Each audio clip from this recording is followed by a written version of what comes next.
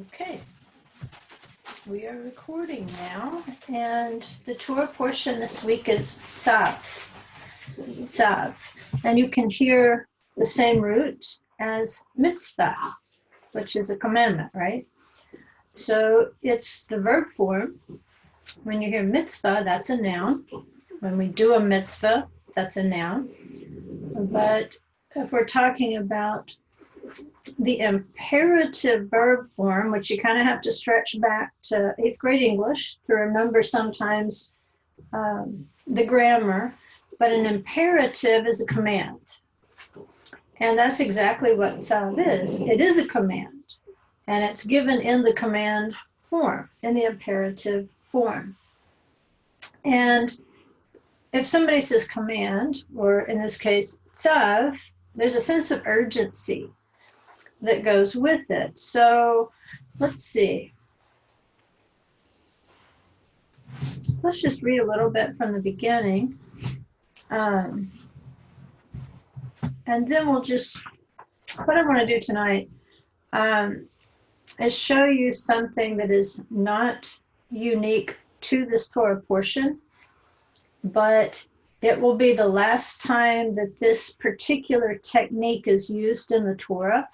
It's going to be used 3 times in Bereshit and Genesis. So this being the last time, I think we've got time this week to look at the Shalshelet and explain a little bit about what a cantillation mark in the Torah can do.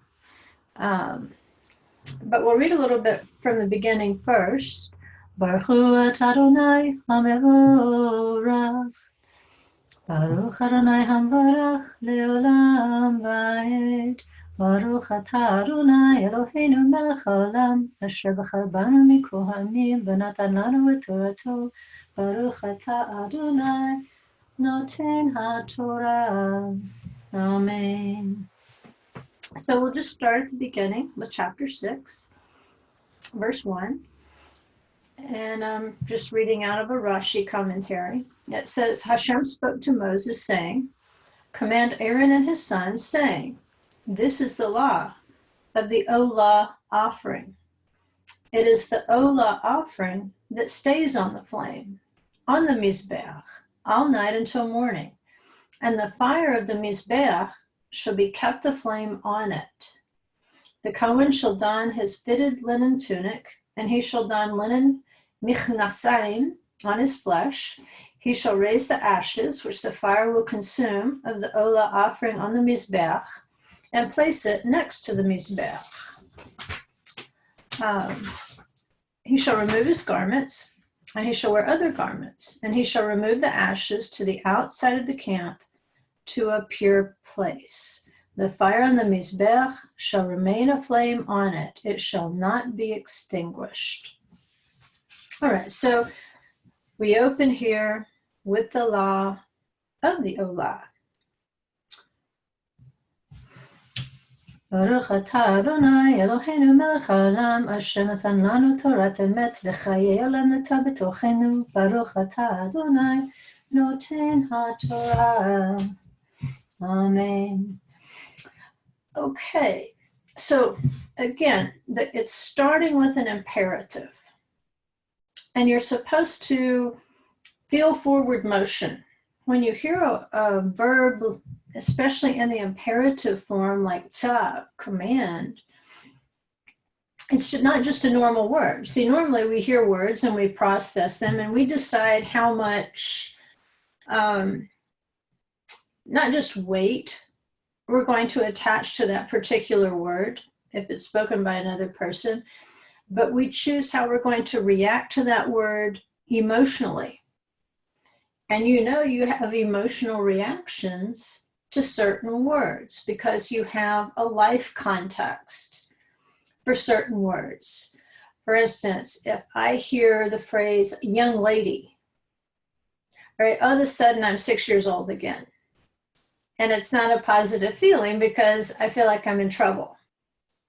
So if somebody else were to use that phrase other than my mother and call me young lady, I may not be in trouble at all. But what have I done? I've attached emotion based on my experience. And we tend to do that with words or with phrases. We're going to attach importance, or in some cases, a sense of immediacy, like Tzav. It means to do it quickly. And I think the closer we move back to the original Hebrew of the Torah, the more we will be able to experience, even emotionally, the emotion that probably should be attached to that particular Hebrew word or to that phrase.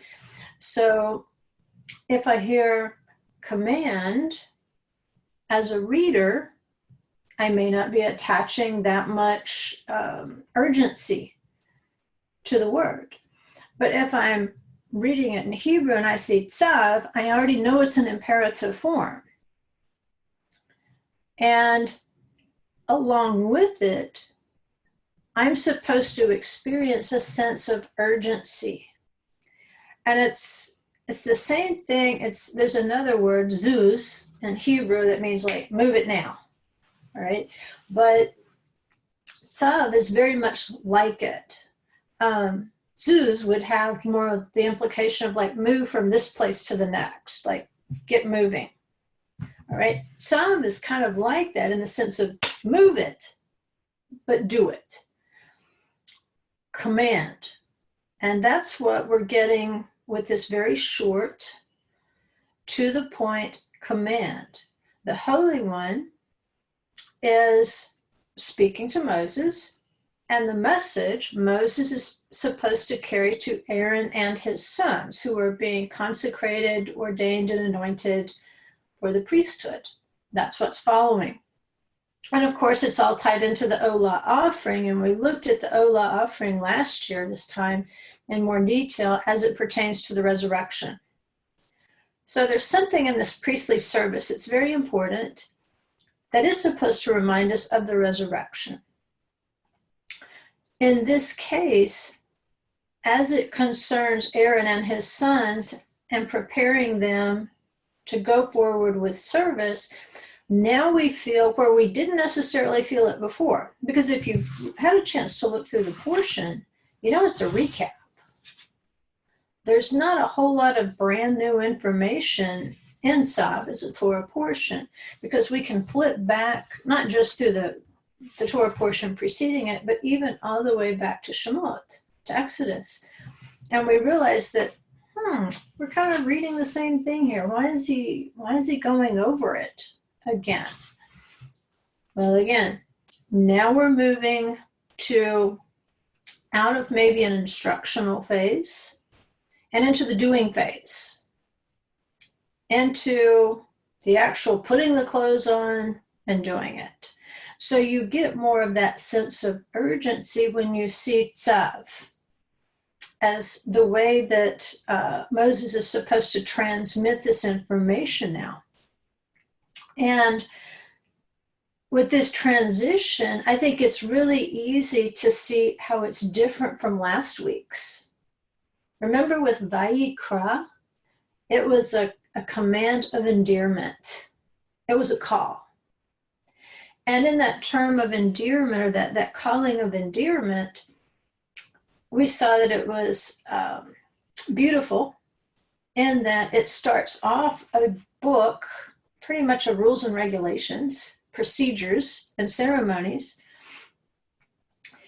It pulls us into those maybe difficult to grasp rules and regulations with such a term of endearment, like Vayikra, like come listen to what I have to say next. And at that point, we realize when there's a call, there's a kind of a pause. There's in some cases, a waiting, maybe a 6-day wait before you hear the rest of the information. But from that opening parasha, which is Vayikra, which is that endearing, loving, come listen, come close. I want you to hear what I'm going to say to you. In this very next Torah portion, it's like, bam, Now it's action. Spring into action. Don't hold back. I want you to press right ahead. So we've gone from this beautiful pause and contemplation into get moving, Moses. Aaron, get these priests moving. Get your sons moving into action with these commandments. So what's the difference? Well, again, I think we can learn from the pattern. Remember, we learn in patterns and principles. And so we learned part of the pattern last week, that when you receive a call, there is a period of preparation. I think I like the word preparation for Vayikra. I want to prepare myself for what he's about to say. And in some cases, what follows is a speaking or a saying. And then I know to do something. But the Vayikra itself is not the action. It's what will follow the call that will tell me which action to take. So yes, it's a stepped process. I'm called, I contemplate, I prepare myself to receive the message, and then when the message comes, it's going to come with a lot of power and a lot of glory of the Shekhinah. And so the pattern that we have so far is that the plan of the tabernacle, the plan of having a nation called Israel, it was a plan of inclusion. Because all through this story, starting with Abraham and Sarah making souls in Haran, we can see part of the plan was not just to have a nation made of the physical lineage of Jacob. There was always a folding in of new people, righteous people, but a folding in of new people. And that pattern we'll continue to see it with people like Rahab, people like Ruth, those who are of the same heart as Israel, they can be included in this pattern. So there is a pattern of inclusion, but at the very same time, we see a pattern of exclusion. And we know that's not politically correct in this day and age to exclude anybody. But the boundaries and the particular exclusions required by the Mishkan were for their protection. It was to save their lives. Because not everybody is qualified or prepared to move into the strongest power and glory of the Holy of Holies. And when you try to press in there without that qualification, without that preparation, without that sanctification, without that anointing, as we see in the example of Nadav and Abihu, the fire breaks out on them and they die before Adonai. And if you have to die, that's the place you probably want to do it. But still, it's premature death because they weren't quite ready to take on Aaron's job. They were rushing ahead of Aaron, their father, and that was a violation of a boundary. That was strange fire. When you cross those boundaries, you're bringing a strange fire. You're bringing something that was not commanded, because what is commanded is order. And so in some cases, the commandment requires inclusion, and in some cases, the commandment requires exclusion. But it's always an exclusion that will protect us, because he wants to limit us to the places where we can function in a healthy way. There's a reason for all these different compartments of the Mishkan. We saw that at Sinai. Do you remember at Sinai at the mountain how compartmentalized that area was concerning, he says, put boundaries around the mountain, and then people, even animals, can't break through here. But then at some point, Moses goes up to a certain point, and then the elders can go up and they can eat and drink, but they can only go to a certain point. But then Joshua and Moses apparently can go farther, but then Joshua stays, and then Moses presses ahead into the deepest part of the glory. And so everybody was included. at Sinai. But there were certain places in that experience where there were exclusions. And again, it was for their protection. It was for their very life, because it says if the people break through to gaze upon me, it'll kill them. And so the Torah is not here to kill us. It says these are things that you should live by them. And sometimes when the Holy One gives us boundaries, they seem completely arbitrary.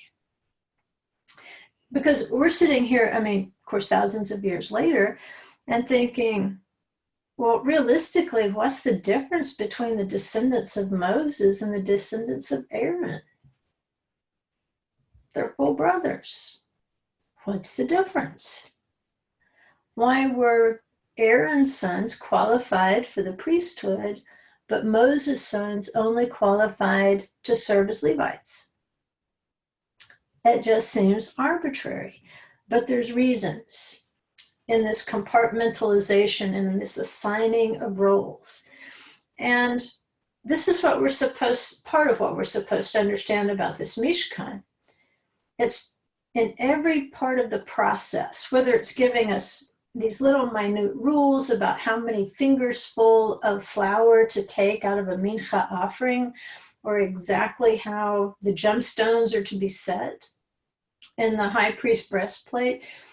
Every little jot and tittle of the Mishkan is somehow fitting into this greater lesson of deliverance from death and a future resurrection.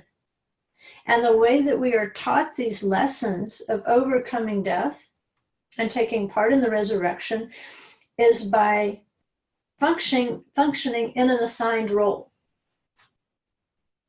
Whether we're the average Israelite bringing a certain type of offering and following those rules that we're required to follow in order to bring the offering, we slaughter it. The priest doesn't slaughter it. It's the person who brings it who does that task. But then from there, the task is turned over into the hands of the priests. The average Israelite cannot carry the holy things of the tabernacle. So everybody has specific instructions. They have a specific place. They have a specific role. They have a specific anointing. They have a specific task. And this only works when we're not jealous of one another, if you've noticed. Last week in the opening of Vayikra, we had the pattern, the tongues of angels. If you want to erect the Mishkan and you want it to function in a healthy way, then Israel can never be jealous of one another because the angels aren't.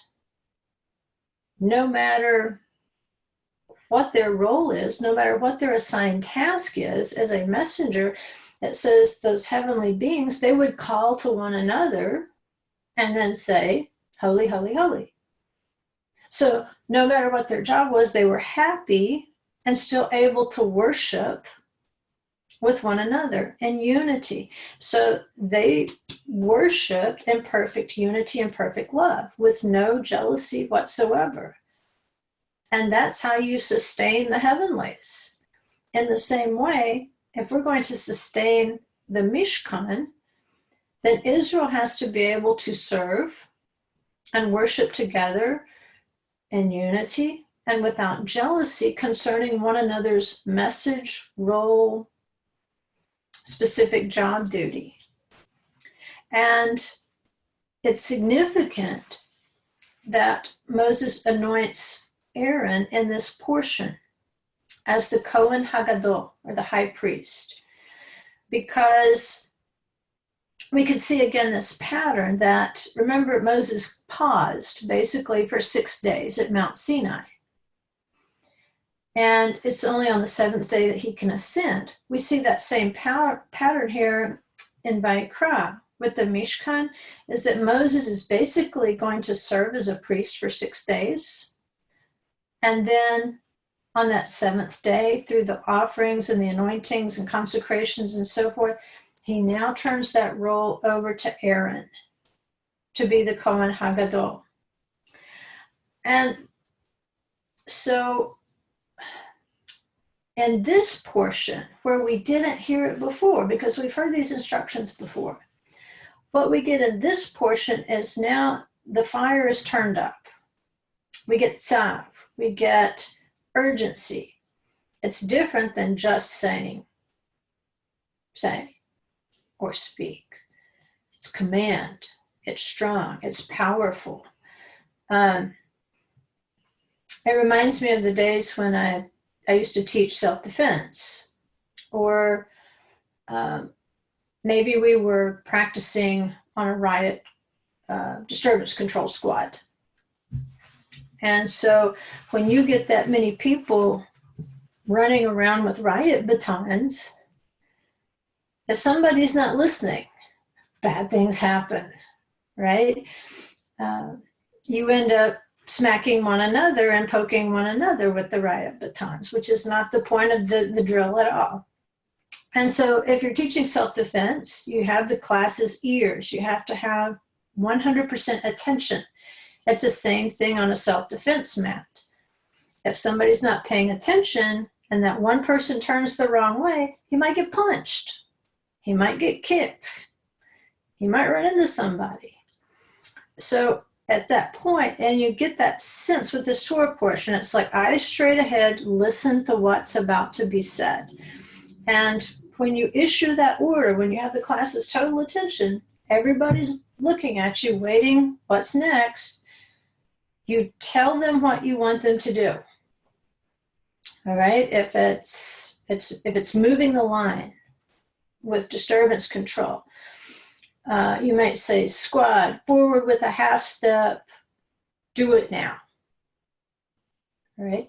And then you've got a whole team marching in unison with a half step, and they know exactly what to do with that riot baton. Right? Same thing with self-defense. If you want them to execute a move, you tell them, you explain to them what you expect to happen next, and then you say, do it now. So everybody's moving at the same time, because remember, people get hurt if somebody's not moving at the same time. And that's what we get from Tzav. It's like, okay, Moses, I've given you the instructions.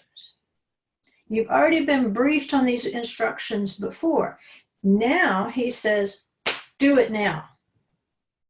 I want this plan executed. Everybody already knows what to do. All right? And if you'll notice later when we have the incident with Nadav and Abihu, and Aaron doesn't want to eat the offering, you realize that Aaron is already acquainted with the attitude with which he's supposed to eat an offering. Because now that he's in a state of mourning for his sons, even though he's the high priest and he can't go attend the funeral, he declines to eat the offering, and Moses confronts him and he says, would it be proper for me to eat the sacrifice in this state of mind and grief that I'm in? So he's already been briefed. He knows it would be wrong. And then Moses goes and like, well, Aaron said, and Adonai's like, well, Moses is, your brother's right. Listen to him. Okay. I think he was paying more attention to that one than you were, Moses. So you have to already know what you're going to do. And in our case, sometimes we don't know perfectly how to execute. And we can spend lots of time debating and arguing over the proper way to do something. Well, we don't have Moses here. So we frequently have to act according to our best understanding at the time. But if we're going to do it with a community, that increases the difficulty factor exponentially. It's not a matter of me trying to get it right in my own house or my own tent. It's a matter of me trying to get it right with a community of people who might have a different way of looking at it. And so, Jewish communities have already worked these questions out.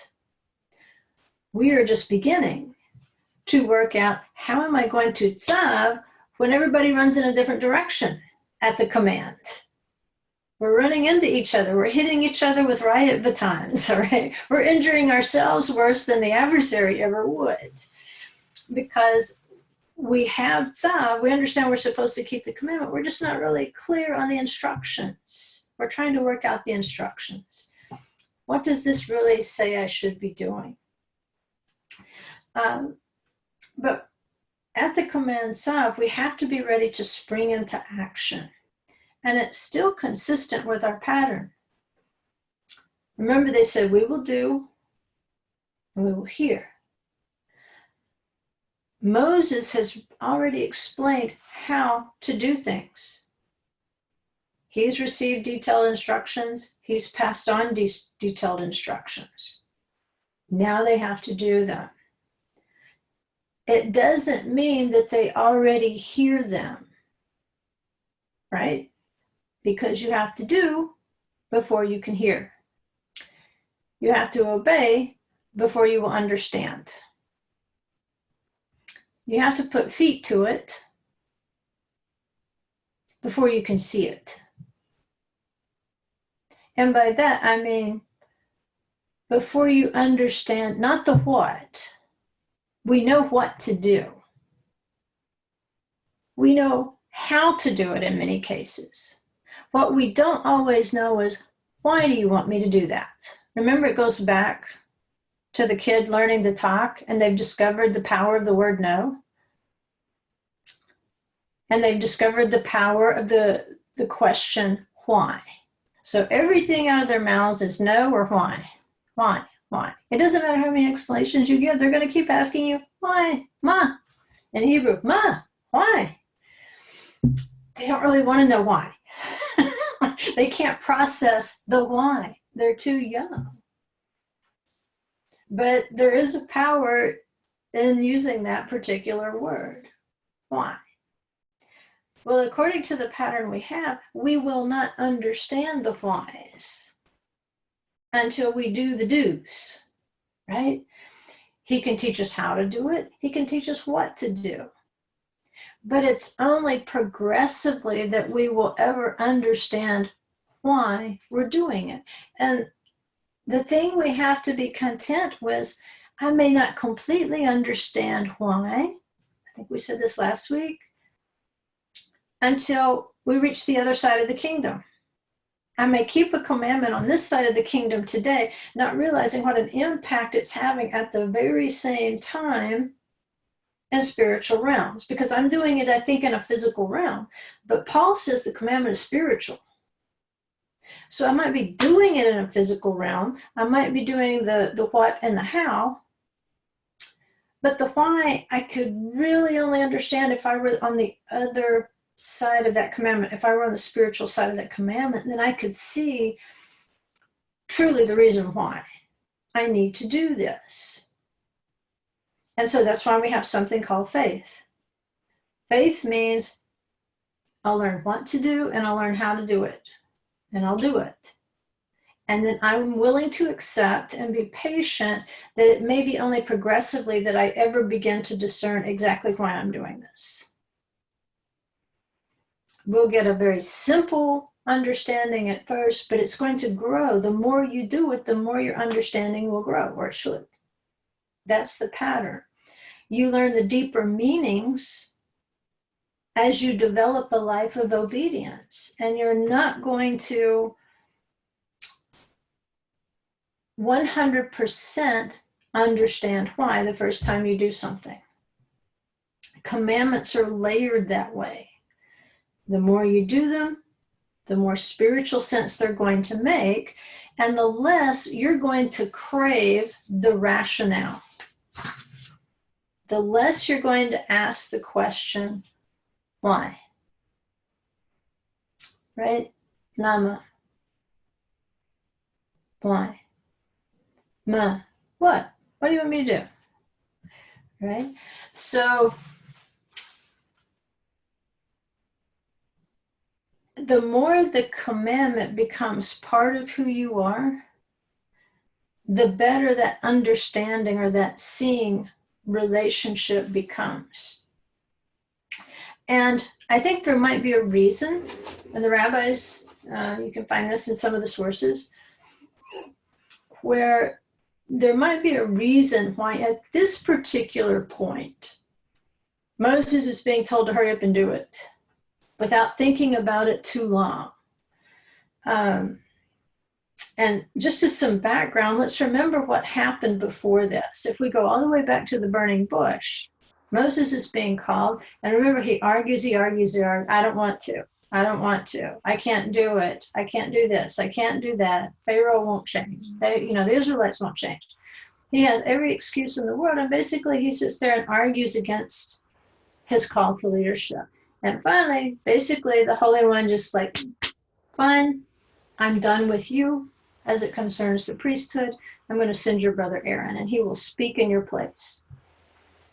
I'll put him ahead of you. And Moses may not have really understood at the time what that meant when that arguing against the call, where finally he says, okay, I'll go, but only if you send somebody. Right? I can't do it by myself. What did he forfeit? At that moment, he forfeits the priesthood.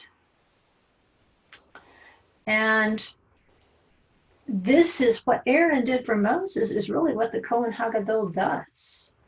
He speaks for the nation as he serves. Remember, he's bearing the people on his shoulders. He's bearing them on his heart.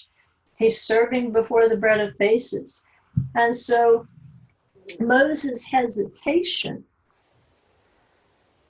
is the primary reason that his own sons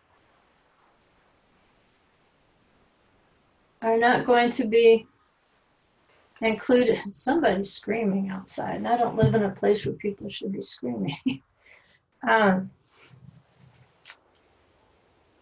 But Moses' sons are not going to be included in the priesthood. They will be counted among the Levites, numbered among the Levites, but it's going to be Aaron's offspring who acquire the priesthood and the high priesthood. And the commandments out of Adonai we've learned, they have to be performed quickly. And they have to be performed with joy. Remember the parable of the servants, the 3 servants, and 2 of them, it says, immediately they went and they began to invest the talents that the master had given them. The 3rd servant, he went and buried it. And the understanding, the way to look about this Tzav, if we go to some of the rabbinic sources, they say Tzav, that sense of hurrying is there, because if you know you're supposed to do something and you delay, then what you're doing is opening the door to allow things to come in and prevent you from executing that commandment. Things happen. And the more time that passes, the more likely you are not to perform the commandment. If you delay, if you linger, if you're ambivalent, if you have 2 minds about executing that commandment. See, if you had joy over it, you would be like the first 2 servants. You would immediately take those talents and go out and you would look for ways to bring the return, to invest. The 3rd servant, he buries it. Maybe he thinks he'll be back later. Oh, I kind of see that. Well, let me bury it because I've got other things to do right now. Because there really wasn't joy. If he had received that gift with joy, then he would have been eager to go out and do something with it. But there was no joy in the receiving of the commandment and the receiving of the talent. There was hesitation. And the longer you hesitate, the more difficult it will be to execute. And you say, well, how do I balance that with Vayikra, with the call where I'm supposed to pause and to meditate and to contemplate and to prepare myself? And you can see in this call, there was an instruction phase where they were kind of executing, but they couldn't execute completely. They were in preparation phase. But now they're a place where they've got to do it now. And that's what you have to discern.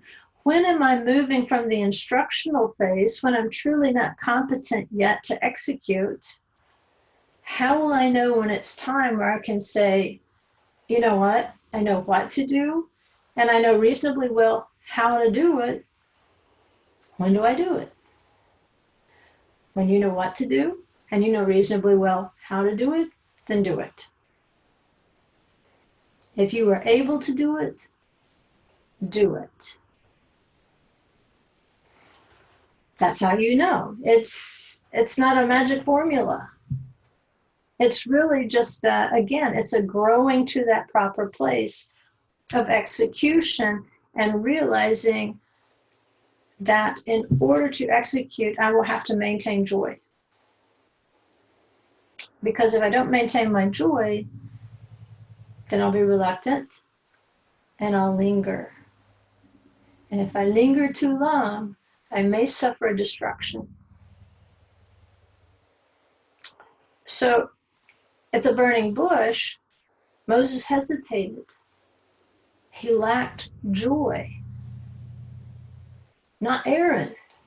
We see Aaron meeting him. Like, let's get to work, Moses. Come on, let's go talk to Pharaoh. He was executing with joy. And so even though he made a very significant mistake with the golden calf, led the people right down the path to idolatry, we can see that Moses is not jealous at all because he intercedes for Aaron. Moses is not territorial. He intercedes for his brother because he recognizes his brother's role. That would have been a prime place for Moses to say, yes, you're right, blot them out of your book and just move forward with me. I can be king, I can be high priest, I can be prophet, I can be lawgiver, I can be everything. And that's what you run into a lot of people who are in ministry. They have a gift, they have a talent, they have a calling. But then when they experience success at that level, they think they're supposed to be everything to everyone. And you can't be. You have to equip and promote others to function in their roles without jealousy. But in Moses, there was ambivalence at the burning bush, so he forfeits the high priesthood. And it's at this point that something is going to crop up in the Torah portion that might give us some insight, because beneath the text, there's a hint that it's right at this point. In fact, it's at 8:23, from the beginning, we're going through, of course, the sacrifices and the inauguration of the Mishkan, Aaron and his sons. Where do we want to go? We're going to go to 8:23.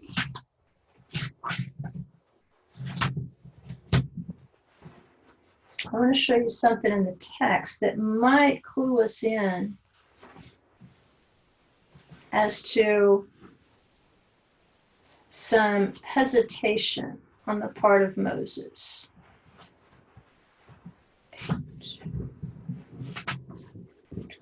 Okay, there it is. I'll go back up to 22. It says, then he brought near the second ram, the inauguration ram. And Aaron and his sons leaned their hands upon the head of the ram. He slaughtered it. That's Moses. He slaughtered it, and Moses took some of its blood and placed it upon the middle part of Aaron's right ear, the place of hearing, upon the thumb of his right hand. The hand is a place of doing, and upon the big toe of his right foot. Again, a place of doing, but more in the sense of direction. If you compare the job of the hand versus the foot, the hand is in the realm of doing. The foot is too, but the foot denotes the will to do something. Like it's equated with running. Aaron was one who would run.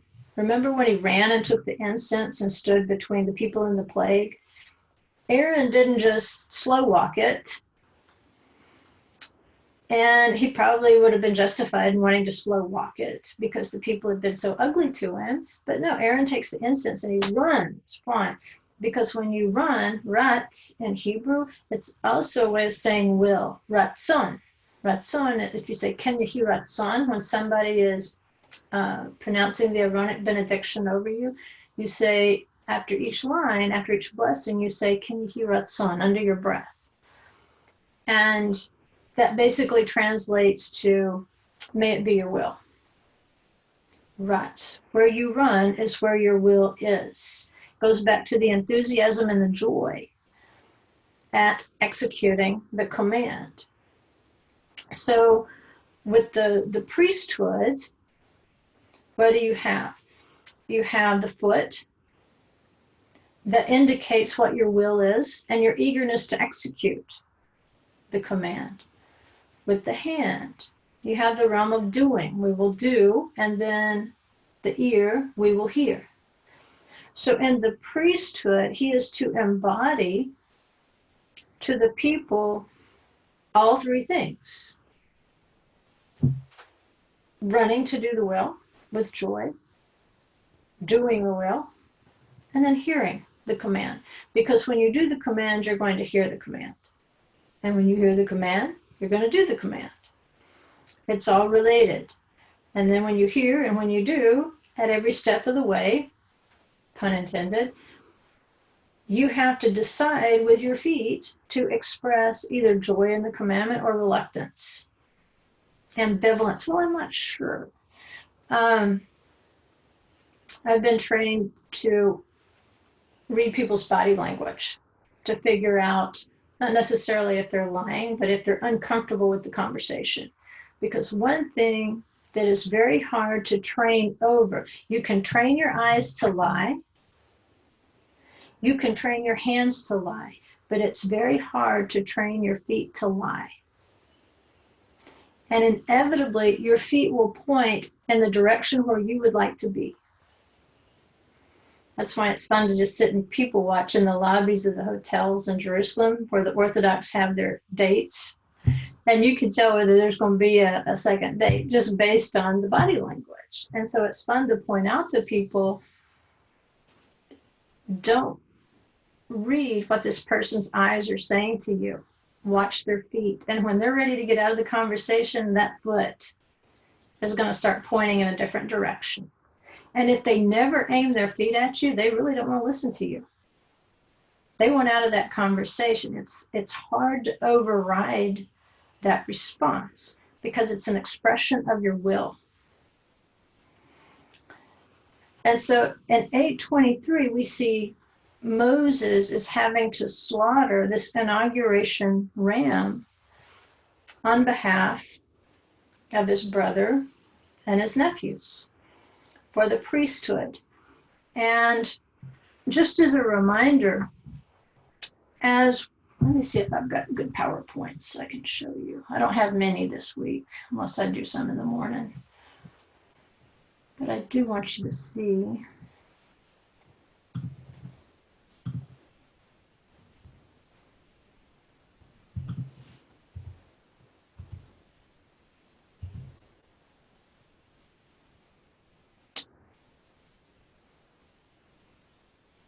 Okay, on this slide, let me make it bigger.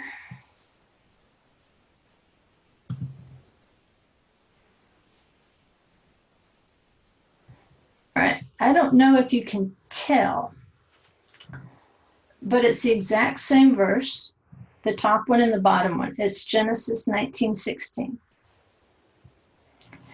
The first example of Genesis 19:16, that's the simple text with the vowel markings. Now compare what you're seeing there. It's like looking at the back of the cereal box where they've got two pictures that look alike at first glance, but once you really start studying carefully, you realize there's little extra things in one that's not in the other. Okay, do the same thing with these two passages. The second passage, once you compare it to the first one, notice that it has extra marks on it. You see the little squiggles and squirrels and swirls and angles and all those funny little, like the little wishbone mark. Those of you in the Hebrew class, you already know what your vowels look like. So you're saying, wait a minute, there's a bunch of extra stuff in here. What's the diamond for? All right, those extra squiggles in there are called cantillation marks. And the cantillation mark tells you how to sing that verse. So in addition to the vowels, you have something that you could compare them to musical notes. It will tell you which note to sing, how long to sustain it, when to go up and down. You've heard me do it before because I usually sing at least a little bit of my Torah portion. So you kind of know what that sounds like. And you know that the Torah is a song. From Genesis 1:1 all the way to Deuteronomy 33, it's a song. Yes, there's a song of Moses specifically. Yes, there's a paleo song of Moses at the Reed Sea, but the entire Torah itself is a song. And so in the course of the year, as we go through the Torah portions, the entire song of the Torah is sung in synagogues around the world. And every year it's sung again. So that gives us another understanding of what it means to sing the song of Moses. It means to sing the Torah as it has been sung for thousands of years. That's how Jews typically memorized it, because they couldn't afford in ancient times a personal scroll. So you can remember a song. And that's what they would do. They would memorize the Torah by singing it. And so as we're going through the Torah portions every week, we've got songs that tell us stories. We've got songs that tell us procedures. We've got songs that tell us prophecies.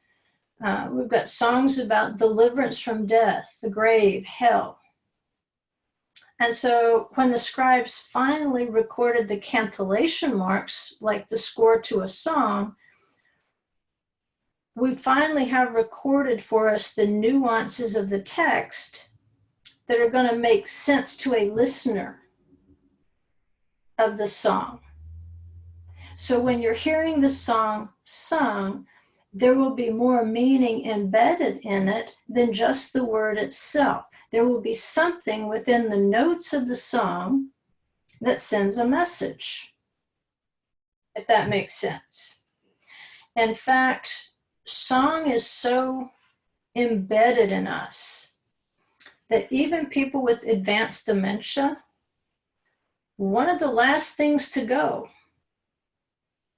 is the ability to sing or to recall a song.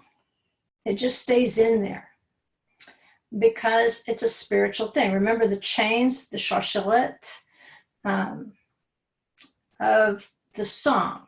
It's something that links you to spiritual places. So song lingers long after logic and reason has departed from us. So if we go back to Leviticus 8:23, in English we would read, "And he slaughtered it." Okay, let me see if I can find it. Here it is. So you can, if you don't have an interlinear text, if you do have interlinear, or if you have a side-by-side version of English and Hebrew, if you can find this text in Hebrew, especially if it has the cantillation marks, go ahead and take a look at that. I went ahead and put the verse in Hebrew on the PowerPoint slide. But remember, in English, we're reading, "And he slaughtered it. And Moses took the blood and put it on the tip of Aaron's right ear, the thumb of his right hand, the toe of his right foot." Now, that first word there, vayishchat, you can hear, you've probably heard the word shechita, which means a ritual slaughter. There are rules of shechita. There's rules of ritual slaughter. And so you have that word to start out, vayishchat, and slaughtered. Who slaughtered? Moses did. There is a cantillation mark over that word, vayishchat, and slaughtered, called a Shalshelet. Shalshelet. And what it requires is the singer, the one who's singing the song of the Torah, he or she has to repeat a succession of notes 3 times on a single syllable. So I'm going to take this off, stop sharing, and hope. Let's go back to Genesis. I want to give you the first mention. The first time this Shalshelet is used, I want to take you back to its first mention. The first time it's used, and it'll make sense here eventually. And that's in Genesis 19:16. We're going to compare this verse where Moses is slaughtering, and this particular vocalization is used, and we're going to compare it to the first time we ever see it vocalized in that particular way. And it's found in Genesis 19:16. And remember, the angels have gone to deliver Lot from Sodom. And it says, but Lot lingered. He lingered. Vayit mama. Vayit mama. In fact, it's kind of a play on word, because if you say ma in Hebrew, you mean what? All right. So you kind of got that double ma when you say it out loud. Vayit mama. Like, why?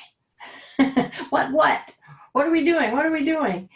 Instead of just believing that the angel is there to deliver Lot from Sodom, he lingers. And so I want you to hear how this sounds, if I can make that work. And you'll have to tell me if you could actually hear it.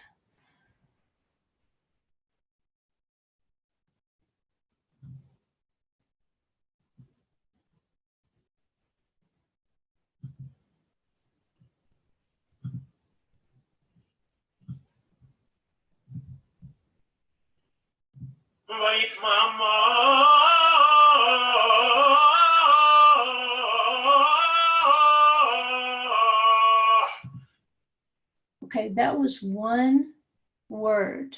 Did you guys hear that? Okay, good. I wasn't sure if it would pull up the audio. That was one word. Vayit mama. Listen again to how he draws out that syllable. And the succession of the notes, he'll do it 3 times.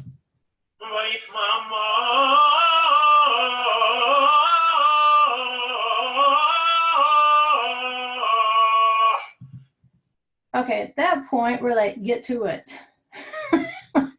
What has he done with the text, with the song? He's drawn out the notes. He's done exactly what Lot did. He lingers. It takes him forever to get this one word out. Now just compare it if you're looking at your text of Genesis 19:16 in Hebrew. That was the first word. Now listen to how fast the rest of it goes.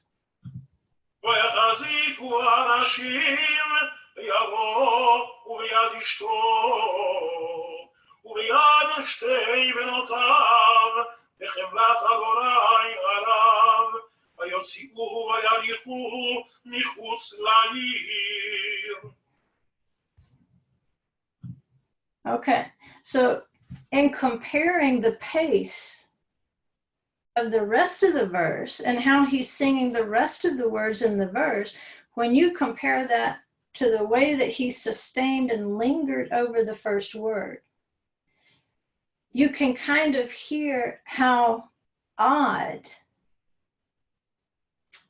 that is compared to the rest of the text.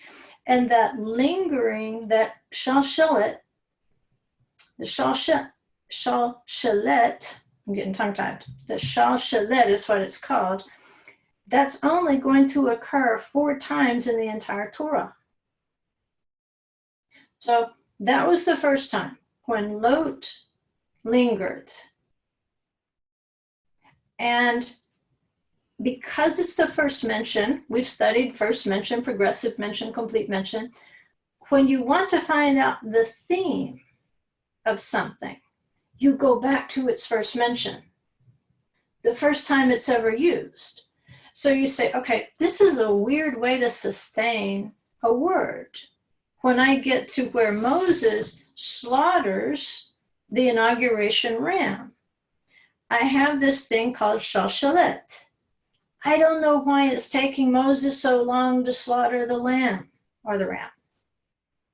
Because you're going to hear that same, it's going to go on and on and on, where it says, and he slaughtered.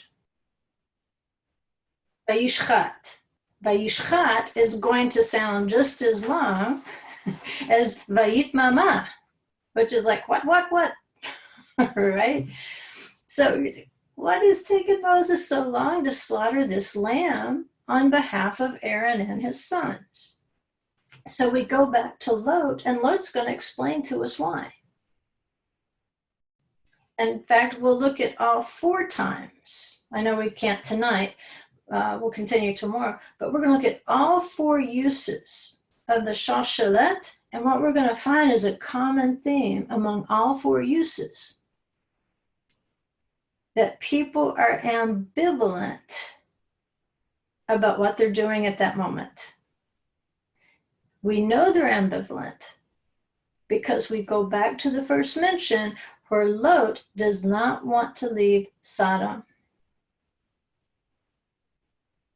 Even though he has a very good reason not to linger. I mean, his divine rescue squad is in the house. And Lot lingers?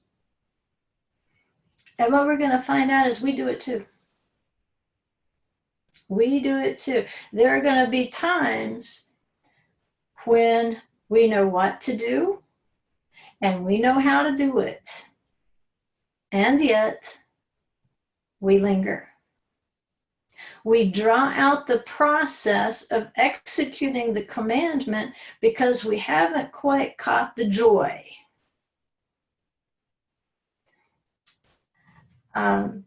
So that's in our first mention there with Lot. He's explaining to us, he's setting the theme, he's setting the stage so that we can understand what happens to Joseph with Potiphar's wife and what happens with Abraham's servant when he prays for divine help and finding a wife for Isaac. Those are going to be the 4 times that particular prolonging of the text occurs. They're going to have a common theme. And what the beauty of this technique is, by making the Torah a song, you start to hear the story behind the story. Because you could hear Lot lingering when you heard the cantor sing it, compared to everything else that came in the verse. The word lingering lingered because he wasn't quite convinced. He knew what he should do, but he also knew what he still wanted to do. What he should do was in conflict with what he wanted to do. So little things like this, the way something is sung, the Shalshelet, it's a method of drawing you as the reader into Lot's story. You're just reading the story on any normal day. You're just reading the story of Lot, and you're just kind of a little disgusted with Lot, like, gosh, Lot, get on out of Sodom, right out of town. But assuming you could understand the Hebrew, and assuming you could hear the song in the synagogue, as this portion is sung, does it not heighten your tension as you're listening to this story? You're the hearer or you're the reader, but now you can hear the notes. You can hear how long Lot lingers. It's an incredibly long, difficult note to hit. I mean, I've canted Torah portions before, and there's certain cantillation marks that are really difficult if you're not a professional singer. If you're not trained to sustain those notes or to move up and down the scale the way that it calls for sometimes. It takes a lot of practice for the average person to master it. And then when you get to this Shalshelet, you're like, who can do that if you're not a professional? But it's going to draw you into that story and have a greater impact on the way that you're perceiving the story. And it's going to make you think, why do these notes go on so long? And then you realize that's exactly what I'm hearing. He's lingering. So the song is telling me the story and emotionally drawing me into the story, which it should. Remember, the nefesh is not bad when it's ruled by the spirit. This song is a spiritual song. So when my emotions line up with the spirit of the song and I start to feel the tension, I'm like, come on, Lot, we gotta go, Lot. You start feeling that urgency. Quit lingering, Lot. Come on, let's go. Then what does that do for you? In your heart, you say, you know what? I've got to be more sensitive. When the Father is leading me away from a situation and I'm reluctant to go. Because this same tension and this same urgency I'm feeling on behalf of Lot, who's standing there, well, I don't know. You don't want to be that guy. You put yourself into the story. And when you come up as a child, hearing Bible stories, and then you start reading them yourself, imagine the layer of richness this text would have if you could have heard it sung and understood it at the very same time. I mean, that word, the cantor's just spooling it out like old-fashioned taffy. You ever seen them stretch taffy? You're like, good grief, this I mean, he's just dangling us over the fires of Sodom. Intentionally. Why? To make us mindful and more joyful and more eager when we are called to Tzav or to execute something that will get those feet moving. That our will line up with his will. And what we're supposed to realize is, Lot, they're not doing it to stop you from having all the fun you want to have. Lot, they're doing it to deliver you. It's for your good that you need to hurry and execute these commands. But we do the same thing. We receive commandments to do. And we know they've been divinely ordained for us to do. And we know if the Father gives us a command to do, then it's completely for our well-being. He doesn't give us commands to punish us, to be mean to us, to deprive us of fun and pleasure, to make sure we're the weird kids. That's not why he gives us a mitzvah. That's not why he tells us to Tzav, command. It's for our well-being. It is to deliver us and to rescue us from ourselves and our own will. When our little feet are ambivalent about which direction they want to go, we can linger too long. I mean, it's like that Yit Mama. It's like, what? But it's more like, what? We don't have time to what with the commandments. Life is short.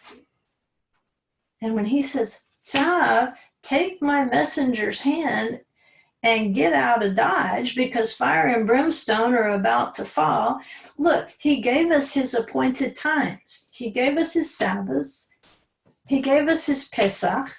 He gave us his Shavuot. He gave us Sukkot so we would know when to get out of Dodge. And so we can't be ambivalent about Shabbat. We can't be ambivalent about Passover. We can't be ambivalent about Shavuot. We can't be ambivalent about Sukkot. We can't let them sneak up on us. What does it say when we wait to the very last second to make a Passover or a Sukkot plan? What does it say? I got one foot pointed in one direction, I got one foot pointed in another direction, and therefore I haven't moved a bit. Remember Yeshua saying, I wish you were hot or cold? Because at least if you were wicked, you'd be getting what you wanted, which was wickedness. But you can't make up your mind. You got your feet pointed in different directions. You're delaying. So we all have to answer Lot's question, am I lingering too long in a place that is not my place? Do I need to get moving? And so with Moses, we'll pick back up there with tomorrow's class, because we'll go to the next mention, which is Abraham's servant, and then Joseph with Potiphar's wife. And what we'll find is there's a common thread of ambivalence, but it's going to give us hope. Because in Yeshua, we're going to tie it in. Remember, there was the man whose son, it says, he had a deaf and dumb spirit, which meant he couldn't say, we will do, and we will hear. If he's deaf and he's mute, he can't hear, and he can't say. He's lost the power of the commandments, in other words. And he says, my son is fallen often into the fire and into the water. And your disciples, they can't heal him. But Yeshua does. And he restores his ability to hear and to do. To say, I will do and I will hear. And what the Father comments to Yeshua is sow this Torah portion. Because you're going to have people who are going to do the right thing. Moses is going to do the right thing. He's going to slaughter the ram. And we'll look at why was maybe he hesitant? Well, it wasn't for himself. We know that because Moses was never jealous. He was not jealous of his brother. He was not jealous of the people who prophesied in the camp. He said, I wish they would all prophesy. Moses was not territorial, but there was something that got to him that can get to all of us. So we can learn from these examples. But the prayer of the Father, he says, I believe. Forgive my unbelief. What is that? He recognizes his own ambivalence because his heart wants to believe, but his experience has been with a demon-possessed son. He's rooted in his experiences in the physical world, and that's his reality, and he wants out of that reality. And that's where we are when it comes to the commandments and knowing we should do certain things and do them quickly and do them with love and do them with joy. And we say, well, I might do them, but I don't think I can do it joyfully. I'll do it, but I don't really feel the love right now. And it's a recognition. We're going to have those moments like Moses. We're going to have those moments like Joseph where we'll know what to say. We will say exactly the right thing, but we might linger. Why? Because there's a part of us still warring inside with unbelief. We live in a physical world that's going to war against that spiritual commandment. And what do we say when what we feel based on our experiences? We say, I believe, forgive my unbelief. No matter how ambivalent I might feel, I still believe you. Please forgive that and get both of my toes pointed in the right direction with love and with joy. See, that's where it has to start. We can't just snap our fingers and instantly love to execute a commandment. We can't just snap our fingers and be joyful about every commandment. See, it's great to sit here and read it in the Torah portion. Oh, this is great. We got these cantillation marks, and they're telling us a story about Lot, and he lingered too long. But you know what? It's not about the story. It's about us. And about those times we linger too long. It was written for our instruction. So we can sit around like, that's cool. But it's not cool when it's happening to you. And so this is an encouragement to us. When it's happening to us, and we wish we weren't ambivalent, and we wish we were more joyful, and we wish we were more loving, it's okay. It happened to the best of them. It happened to Moses. It happened to Joseph. Just say, I believe, forgive my unbelief. Help me grow. I want not just my ears to hear, I want my hands to do, and I want my feet to mirror your will. I want to just be a reflection of your will. And until I get there, forgive and give me grace.